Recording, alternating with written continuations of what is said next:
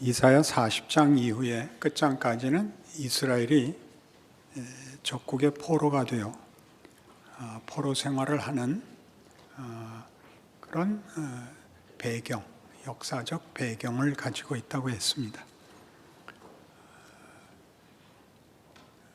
그들의 나라는 멸망하였고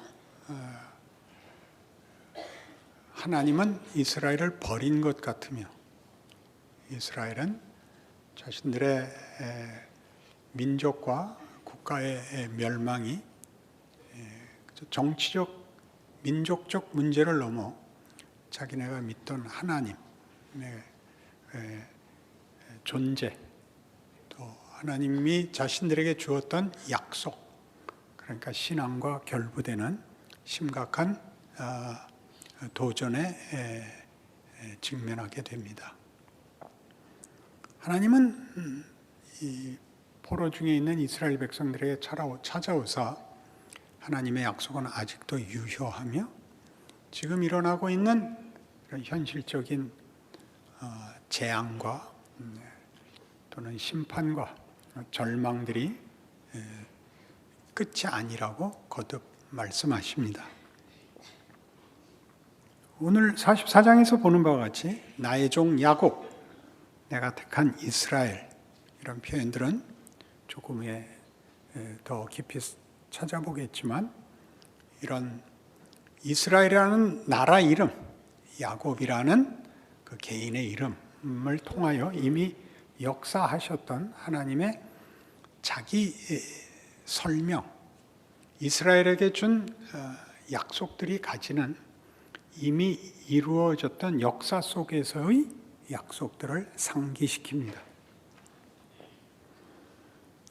6절에 가면 이 하나님은 이스라엘의 왕인 여호와, 이스라엘의 구원자인 만군의 여호와가 이같이 말하노라. 나는 처음이요 나는 마지막이라. 나 외에 다른 신이 없느니라. 내가 영원한 백성을 세운 이후로 나처럼 외치며 알리며 나에게 설명할 자가 누구냐. 있거든 될 일과 장차 올 일을 그들에게 알릴지어다. 이렇게 말씀하심으로 하나님은 운명을 쥐고 계신 분, 시간을 장악하고 계신 분으로 자신을 소개합니다. 처음이고 마지막입니다. 그것은 계시록에서 예수님께서 당신 스스로에게 붙인 설명이기도 합니다. 나는 시작과 끝이라, 알파와 오메가라. 하나님은 시작이시고 그리고 결과이십니다. 어느 곳에서도 하나님이 시작이 과거에 일어난 사건으로서 돌이킬 수 없듯이 결과가 하나님의 약속으로서 돌이킬 수 없는, 타협되거나 포기되거나 실패하지 않을 것을 말하고 있습니다. 우리는 이것을 전문적인 용어로 하나님의 예정이라고 부릅니다. 하나님의 작정이라고도 하죠. 하나님은 창조주로서 존재하는 만물의 창조주이실 뿐만 아니라 시간의 주인이시기도 합니다. 그러니까 모든 존재와 존재의 가치와 존재의 결국, 의미, 완성을 그가 쥐고 계시죠.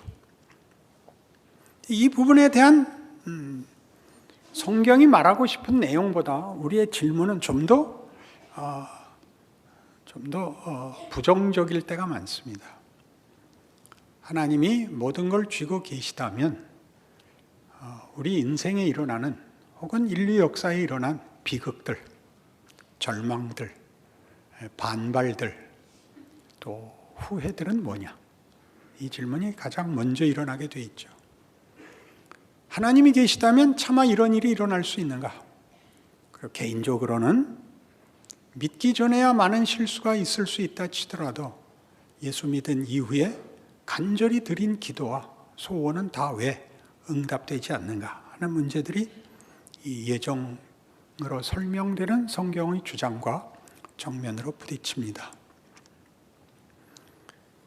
여기에 대한 하나님의 기이한 약속은 이 예정, 하나님의 뜻을 이루기 위하여 인간에게 자유를 주셨다는 것입니다. 하나님 자신마저도 거부할 자유를 주신답니다. 언제나 예정을 설명하려면 자유는 한계와 선택의 폭이 어디까지인가 하는 문제가 되죠. 최종적 운명을 결정하는 것은 하나님의 작정이냐 인간의 책임이냐 하는 문제가 대두되곤 합니다.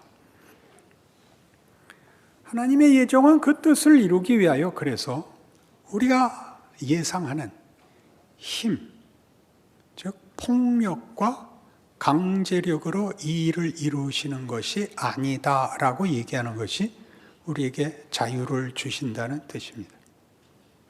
어떻게 하나님은 그 뜻을 이루실 것이냐? 사랑으로 이루신답니다. 하나님이 그의 뜻을 이루기 위하여 사랑이라는 방법, 사랑이라는 방식, 사랑이라는 수준, 그것으로만 이 당신의 작정을 기어코 이루시겠답니다. 그러기 위하여 우리에게 자유를 주시겠답니다. 여기서 자유를 준다는 건 그런 의미에서 인류가 가지는 독특한 지위가 됩니다. 사랑은 상대를 동정하지 않습니다. 사랑은 대등한 예우를 합니다. 하나님은 인류에게 그 예우를 하십니다. 우리를 사랑의 대상으로 요구했으므로 당연히 선택권을 줍니다. 자, 그러면 우리의 반발과 무지와 배신이 빚어내는 선택권의 부작용들이 하나님의 실패할 수 없는 작정과 충돌을 빚을 때 그것을 어떤 식으로 하나님은 극복할 것인가 하는 문제가 당연히 제시되죠. 왜냐하면 우리 현실에서 빈번히 발생하는 사고이기 때문입니다. 우리는 기꺼이 이런 기도를 하곤 합니다. 하나님, 그러게 내가 뭘 했어요? 나한테 자유를 주지 말고 하나님이 알아서 다 하시라고 그랬잖아요. 왜 나보고 선택하라 그래서 선택을 했더니 그 다음엔 잘못했다 그러시는 거예요. 이 기도는 우리가 수없이 해본 기도입니다. 그래요, 안 그래요? 이해를 못하는 게 아니라 기도를 한 적이 없는 거죠. 이 기도는 당연히 하게 됩니다. 하나님은 왜 일을 이런 식으로 할까? 여기가 풀어야 할, 그리고 기독교 신앙을 이해하는 데서 가장 중요한 하나님이 누구신가에 관한 핵심된 내용이 되는 것입니다. 그러니 일단 우리는 야곱을 찾아가 봅시다. 창세기 28장 10절. 야곱이 브엘세바에서 떠나 하란으로 향하여 가더니 한 곳에 이르러는 해가 진지라. 거기서 유숙하려고 그곳에 한 돌을 가져다가 베개로 삼고 거기 누워 자더니 꿈에 본즉 사닥다리가 땅 위에 서 있는데 그 꼭대기가 하늘에 닿았고 또 본즉 하나님의 사자들이 그 위에서 오르락내리락 하고 또 본즉 여호와께서 그 위에 서서 이르시되 나는 여호와니 너의 조부 아브라함의 하나님이요 이삭의 하나님이라. 네가 누워있는 땅을 내가 너와 네 자손에게 주리니 네 자손이 땅의 티끌같이 되어 네가 서쪽과 동쪽과 북쪽과 남쪽으로 퍼져나갈지며 땅의 모든 족속이 너와 네 자손으로 말미암아 복을 받으리라. 내가 너와 함께 있어 네가 어디로 가든지 너를 지키며 너를 이끌어 이 땅으로 돌아오게 할지라. 내가 네게 허락한 것을 다 이루기까지 너를 떠나지 아니하리라. 이 속에는 하나님의 작정과 야곱의 자유가 공존하고 있습니다. 내가 네게 이렇게 하겠다. 마침내 너를 이리로 돌아오게 하겠다. 그러나 네 마음대로 가보라. 이렇게 돼 있죠. 네가 어디로 가든지 내가 너와 함께 할 것이다. 그래야 이리로 돌아오게 할 것이다. 네게 약속한 복을 내가 이룰 것이다. 네가 가는 데까지 그 대신 내가 쫓아가겠다. 마음대로 가보라. 이렇게 됐죠. 이때는 여러분 잘 아시는 대로 야곱이 집에서 더 이상 견딜 수가 없어서 형 에서에게 목숨의 위협을 느끼고 외삼촌 집으로 피난 가던 길입니다.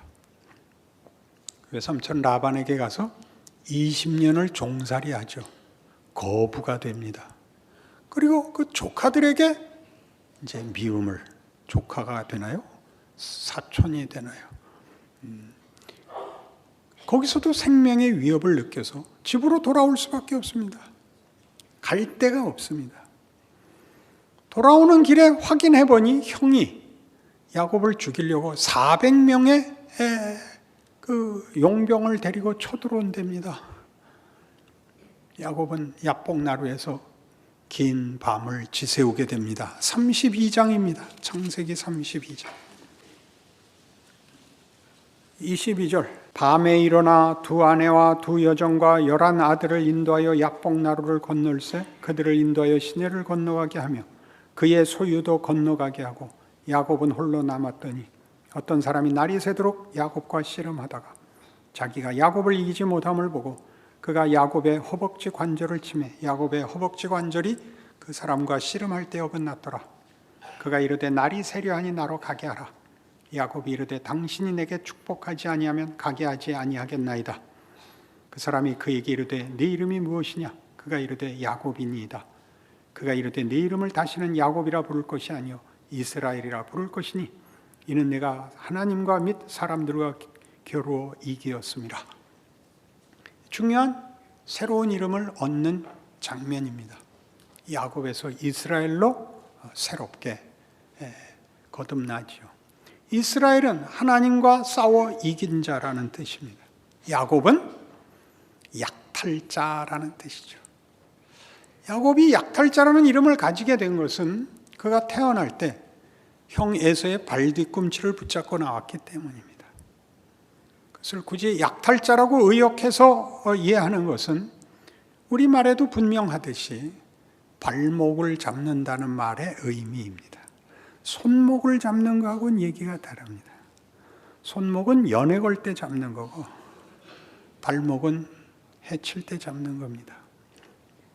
그는 평생을 약탈자로 삽니다.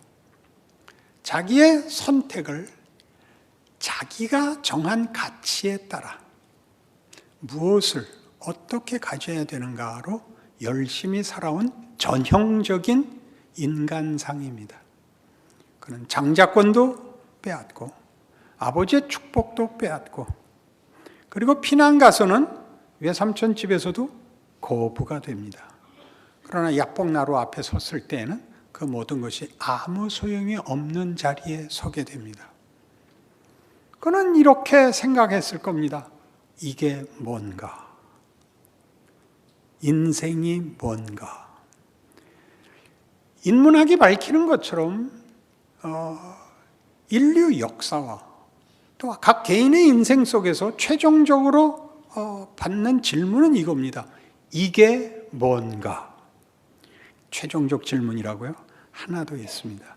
이게 뭔가 다음은 무슨 질문이 남아 있습니까?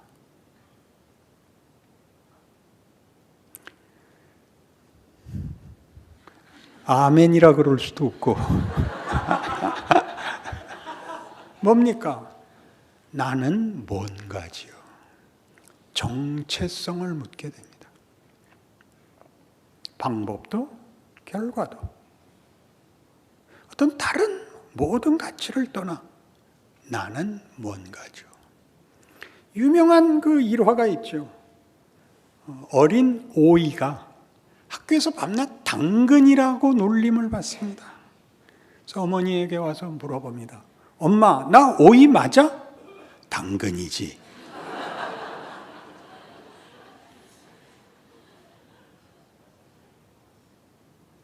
못 알아듣는다 이거죠. 야곱은 야복나루에서 결국 이 마지막 질문의 자리에 섭니다. 인문학 전체를 통하여 인류 역사를 성찰하며 가장 중요한 텍스트를 구축하려고 애썼던 인류의 노력은 결국은 텍스트까지 못 갑니다. 하나님이 우리에게 준 시간은 모두 정황을 만들어냅니다. 시간과 공간이 있으면 정황이라는 것이 생기죠. 컨텍스트입니다.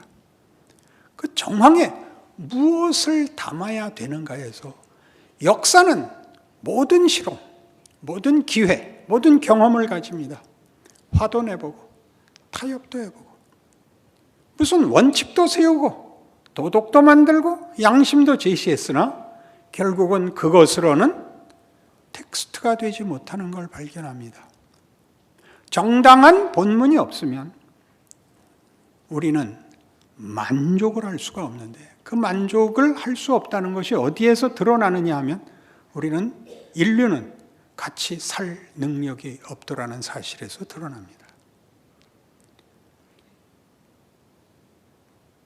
사람이 제일 무서워하는 건 사람입니다. 그렇죠. 국가나 사회의 필요성은 법을 제정하여 간신히 버티는 정도입니다. 사람이 제일 무섭죠. 사람이 무서운 것은 모두가 다 정당한 정체성을 상실한 탓입니다. 왜 나같지 않은가? 라고 물으시면 상대방도 똑같은 질문을 퍼부을 것입니다. 왜 나같지 않은가? 전쟁이 역사에 제일 많이 등장하는 이유는 서로 다 나 같으라는 싸움을, 나의 정당함을 위하여 상대를 죽여버리는 방법밖에 공존의 다른 방법이 없다는 확인입니다. 그러니 인문학이 발견한 텍스트는, 본문은 공포였습니다. 공포란 인간에겐 정체성이 없다라는 말의 다른 표현입니다. 인간은 뭔지 모르겠다. 역사를 살펴봐도, 철학과 문학을 동원해서도 인간은 거대한 갈망이 있지만 그게 무슨 갈망인지, 어떻게 채울 수 있는 갈망인지, 갈망의 실체가 뭔지를 모르겠다였습니다. 성경이 그 답을 하는 것입니다. 그것은 정체성입니다. 인간은 뭐냐? 하나님이 만든 창조물입니다. 너무 쉬운 답으로 휙가버린 것 같죠. 거기가 중요합니다. 하나님의 정체성을 알지 못하면 인간은 정체성이 성립될 근거를 가지지 못합니다. 왜냐하면 인간은 하나님이 사랑하는 대상이기 때문입니다. 그러니 오늘 우리 이사야 44장에서 보는 하나님의 작정이라는 것은 다만 하나님의 뜻을 이루는 일을, 그 의지를 선언하는 것보다도 크게 그리함으로써 드러내는 하나님은 누구신가에 관한 보이는 설명, 보이는 설득입니다. 하나님이 그의 일을 하심으로 하나님은 이런 분이구나라는 게 드러나는 것이 예정이고, 우리는 누구인가에 대해서 하나님이 우리를 어떻게 대접하며 무엇을 만들려고 하시는가가 우리의 자유 속에, 우리에게 허락한 자유 속에 하나님이 우리의 선택과 당신의 신실함을 섞고 씨름하여 만드는 속에서 확인된다고 가르치는 것입니다. 그게 야곱의 자리죠. 하나님은 최후의 순간에 야곱이 자신의 정체성의 방황과 당황과 그 공황에 빠졌을 때 찾아와 마지막까지 덮어 누르지 않고 씨름하십니다. 놀라운 일이죠. 씨름하십니다. 야곱은 항복하지 않습니다. 최후의 순간에 돌연한 변화가 일어나는데 우리는 거기를 설명할 길이 없습니다. 하나님은 그의 환도뼈를 치고 나는 가겠다라고 얘기합니다. 골반을 쳤는데 사람이 서 있는 육체의 가장 중요한 근간입니다. 거긴 다리도 붙어 있고 상체도 얹혀 있습니다. 거기서 야곱이 돌아서는데 그것을 우리 쉬운 말로 회개라고만 얘기할 수 없습니다. 인간의 정체성은 스스로 만들 수 있는 것이 아니다. 쯤을 그 공포를 통하여 희미하게 느끼고 근거가 되어 하나님을 붙잡아야겠다는 반전이 일어나는 것으로 보입니다. 그 반전은 공포 때문에 일어나는 것도 아니고 그의 각성도 아니고 그것은 창조입니다. 그러나 야곱에게 일어납니다. 하여튼 못 가십니다. 축복하기 전엔 못 가십니다. 내 이름이 뭔데? 약탈자입니다. 그러니 내 힘으로 탈취해 가져라. 안 됩니다. 내가 만들 수 없습니다. 하나님이 주셔야만 됩니다. 내 이름을 다시는 야곱이라 부르지 말고 이스라엘이라 하라. 무슨 뜻입니까? 하나님을 붙잡아 승리하게 되는 자. 씨름은 떨쳐내는 싸움이기도 하고 붙들고 늘어지는 싸움이기도 하게 된 것입니다. 지지 않으려고 밀던 싸움이 붙들고 늘어진 싸움으로 변화되는 그 신비와 그 기적은 우리는 모릅니다. 왜요? 십자가의 반전도 동일하니까요. 그러나 여기에서 하나님이 야곱에게 준 세월들, 기회들, 선택이라는 지위가 결국 우리를 설득과 납득의 가장 중요한 수단이 된다는 것만은 알게 됩니다. 우리는 공부를 하듯이 기독교 신앙을 가지진 못합니다. 그래서 각각의 경우에 각각의 독특한 자기 확인과 자기 고백이 있습니다. 내용은 같은데 경험은 다 다릅니다. 그래서 가장 많이 일어나는 신자들의 실수는 내가 구원받은, 내가 변화된 그 컨텍스트에 데려가면 다 텍스트가 만들어지는 줄 알아서 무슨 기도원에 가서 시냇가에 있는 몇 번째 바위에 앉아서 밤을 새면 구원을 받는다, 성령을 받는다라는 그런 간증이 생겨난 것입니다. 모두가 다릅니다. 같은 데오죠. 같은 데는 같은 주인, 동일한 인격, 그 정체성을 아는 데 옵니다. 하나님이 누구신가를 아는 데로 옵니다. 그래서 이 일은 예수 그리스도 안에서 이제 본격적으로, 아니 가장 확실하게 이 하나님의 작정과 우리에게 준 자유라는 것이 어떻게 함께 연합하여 하나님의 뜻을 이루시는가 라는 문제에 대하여 십자가는 가장 중요한 증거고 완성입니다. 빌립보서 2장으로 가시죠. 빌립보서 2장 5절 너희 안에 이 마음을 품으라 곧 그리스도 예수의 마음이니 그는 근본 하나님의 본체시나 하나님과 동등됨을 취할 것으로 여기지 아니하시고 오히려 자기를 비워 종의 형체를 가지사 사람들과 같이 되셨고 사람의 모양으로 나타나서 자기를 낮추시고 죽기까지 복종하셨으니 곧 십자가의 죽으심이라. 이러므로 하나님이 그를 지극히 높여 모든 이름 위에 뛰어난 이름을 주사 하늘에 있는 자들과 땅에 있는 자들과 땅 아래에 있는 자들로 모든 무릎을 예수의 이름에 꿇게 하시고 모든 입으로 예수 그리스도를 주라 시인하여 하나님 아버지께 영광을 돌리게 하셨느니라. 두 가지가 다 나옵니다. 하나님의 작정과 인간에게 준 자유가 여기에 동시에 결합을 하는데 하나님은 그의 뜻을 이루기 위하여 지고 지는 길을 갑니다. 우리의 무지, 외면, 거부, 배신, 누명, 죽음을 감수하십니다. 왜 감수하시죠? 따라 들어와서 그의 일을 이루기 위하여 따라 들어오사 우리에게 간섭하셔서 그 일을 당합니다. 멀리 계셨으면 거부고 배신이고 다 없는 거죠.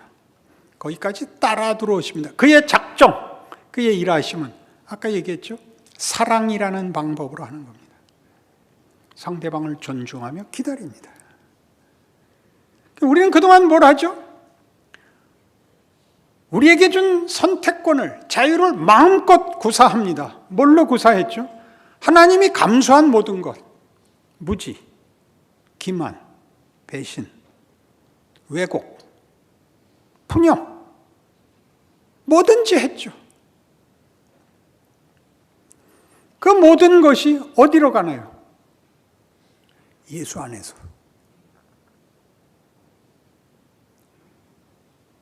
우리가 한 것이 결국 십자가를 만들었다는 사실로 갑니다. 십자가는 우리가 한 모든 것의 궁극적 결과물입니다. 죽음이죠. 그를 죽음으로 내몰아 얻은 것이 없는 것입니다.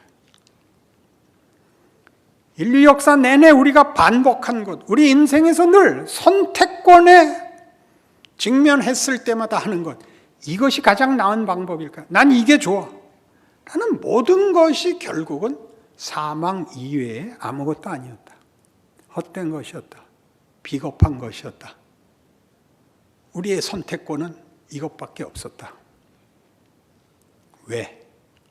우리는 생명과 진리를 만들어내는 주체가 될 수는 없습니다. 그건 우리의 손 아래에 있지 않습니다. 그건 하나님만 하십니다.